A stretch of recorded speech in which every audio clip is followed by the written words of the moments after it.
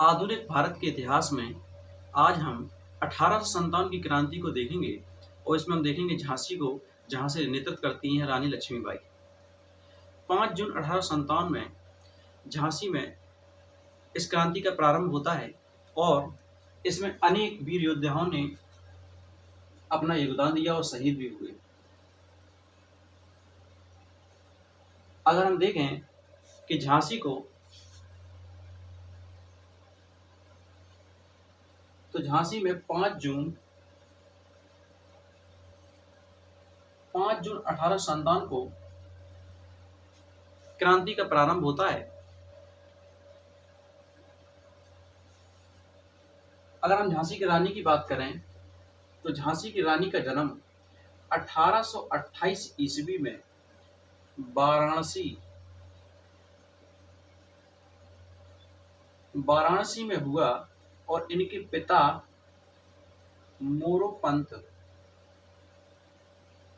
मोरोपंत तांबे पेशवा बाजीराव के दरबार में सेवक के तौर पर थे।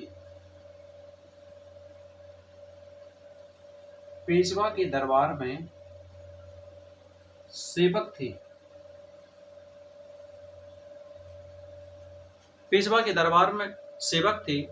ये बाजीराव द्वितीय यानी कि पेशवा द्वितीय के दरबार में सेवक के तौर पर ये तैनात थे।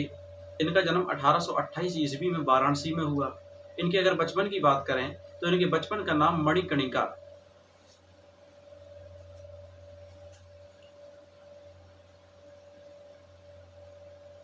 रानी लक्ष्मीबाई के बचपन का नाम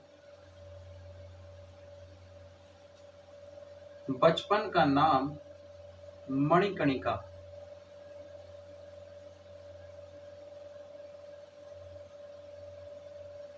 रानी लक्ष्मीबाई के बचपन का नाम मणिकर्णिका था और इन्हें मनु भी बुलाते थे।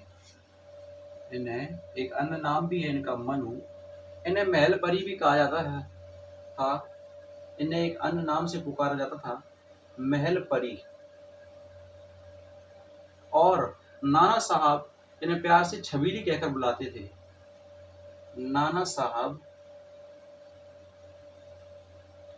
इन्हें छबीली कहकर बुलाते थे।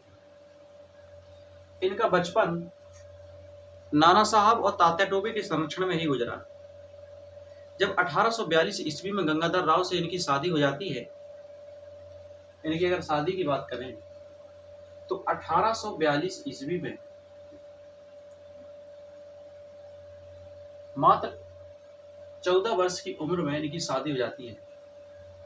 इनकी शादी गंगाधर राव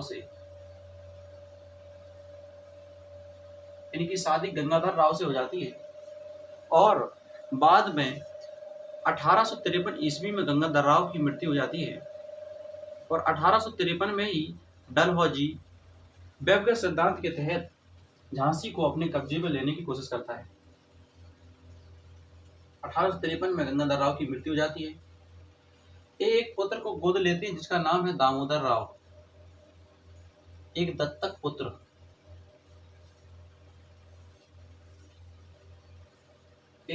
पुत्र जिसका नाम है दामोदर राव।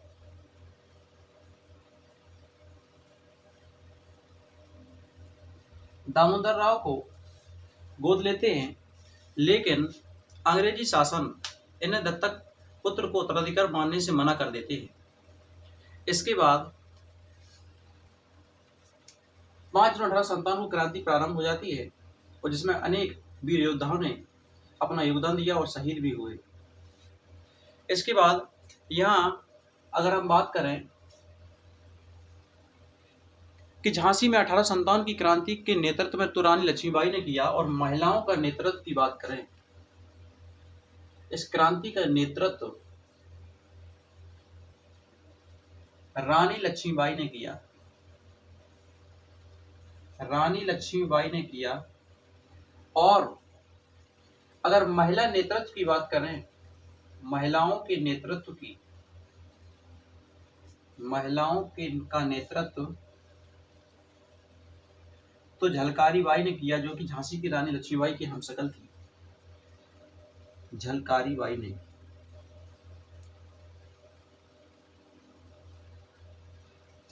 ने नेतृत्व किया, जो कि रानी लक्ष्मीबाई की हमशक्ल थी। झांसी की रानी लक्ष्मीबाई की हमशक्ल थी। एमपी के रामगढ़ से अवंतीबाई क्रांति में भाग लेती हैं और अपना योगदान देती हैं। अगर हम एमपी की बात करें तो एमपी में रामगढ़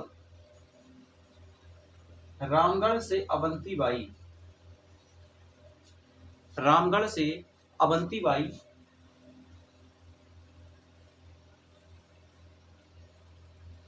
अवंतीबाई इस क्रांति में योगदान देती हैं।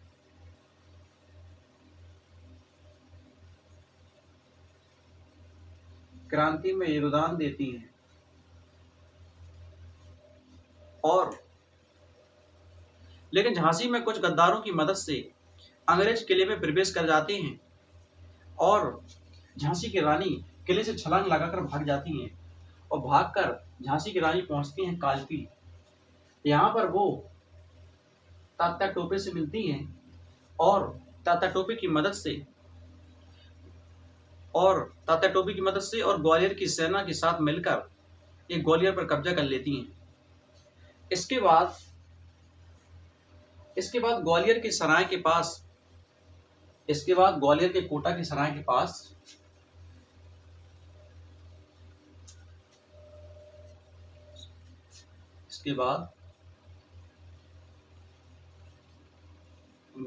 के कोटा के सराय के पास ग्वालियर के कोटा सराय के पास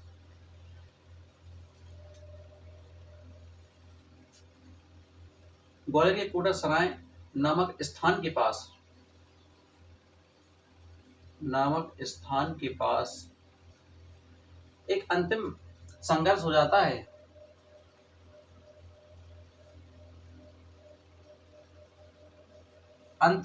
हो जाता है।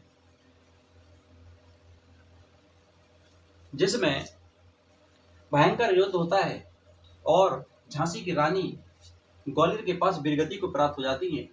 अगर हम इनके निधन की बात करें तो 17 जून 1858 को झांसी की रानी वीरगति को प्राप्त हो जाती हैं। इसके अलावा हम तात्या टोपे की बात करें तो तात्या टोपे नेपाल चले जाते हैं और वहीं से क्रांति का संचालन करते हैं। तात्या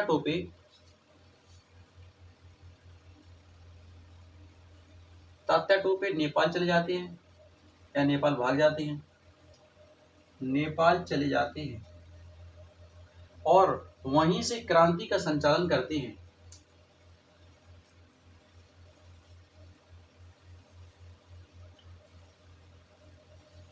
और वहीं से तात्या टोपे क्रांति का संचालन करते हैं, लेकिन सिंधिया के सामंत मान सिंह, जो कि मारवाड़ के राजा हैं,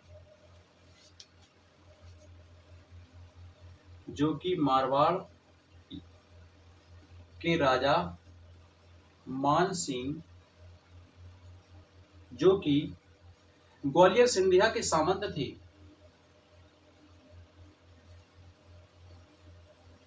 जो कि ग्वालियर के राजा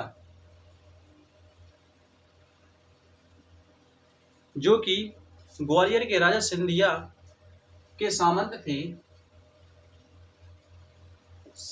के सामंत थे। ये तात्या टोपे को धोखा देते हैं और तात्या टोपे को अंग्रेजों द्वारा गिरफ्तार करवा देते हैं, जिसके बाद इन्हें 18 अप्रैल 1859 ईस्वी में इसके बाद तात्या टोपे को 18 अप्रैल 1859 ईस्वी में तात्या टोपे को फांसी दे दी जाती है या फांसी से लटका दिया जाता है। इनको फांसी दे दी